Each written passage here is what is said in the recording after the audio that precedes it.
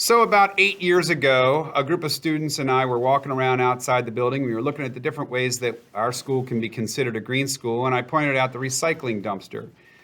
There were two big brown trash dumpsters and one recycling dumpster. And I was asking the kids, how much do we recycle here at the building? And they said, I didn't even know we did recycle. So they were really kind of wondering about that. So it said 8 cubic yards on the side of the dumpster, and they were wondering what that was, and so I was explaining to them that that's the volume of one dumpster. Well, at that moment, Miss Combs, who was at the time our head custodian, the chief custodian of the building, came out with a big, heavy plastic bag of garbage, and she heaved it up over top of this dumpster, and the students wanted to know more about it. They said, Miss Combs, how often do they empty these dumpsters? And she said 3 times a week. So that was 6 dumpsters every single week. And the students did some quick calculations, and they figured out how many cubic yards that was, and they were concerned. When they went back inside, we did some calculations. We figured out how deep the trash would be in a tennis court. It would have been 12 feet deep for an entire year of the trash that we produced at Southampton Middle School.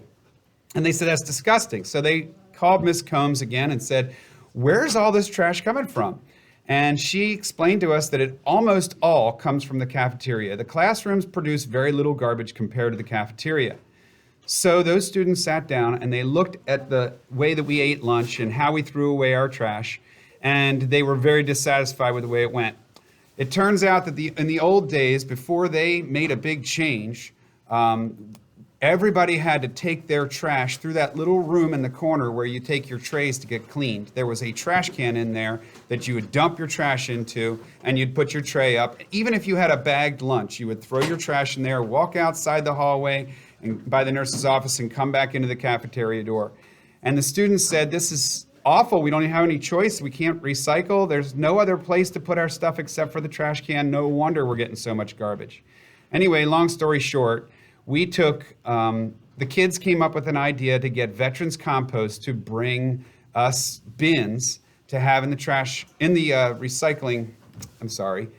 in the cafeteria. They also asked to have a recycling trash can in the garbage gauntlet, which they were inventing.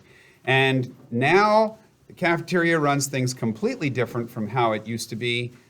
We have choices of where we can throw our stuff away. Now here's the thing. This was made by kids, not by teachers. This was produced by students because they didn't like how much trash we were throwing away at our school. This was not the custodians asking us to separate our garbage. As a matter of fact, the custodians would be fine if we threw it all away. But instead, we designed it, students designed it so that we could recycle and compost more trash than we throw away. And now we only have 1 trash dumpster instead of 2, and we have 2 recycling dumpsters, and we have veterans compost that takes it away. Now, if you think about it, 8 years ago, we cut our trash production in probably 1/3 to 1/2. I mean, like 2/3 of it is gone, and we're left with 1 trash dumpster that only gets emptied twice a week. And that's incredibly different from how it used to be. So when you're in the cafeteria, be respectful of the custodians that are trying to help you to separate your trash, and think about what you can do in your classroom to continue to reduce the amount of garbage that we throw in the landfill. Thanks for your time, and listen to these kids.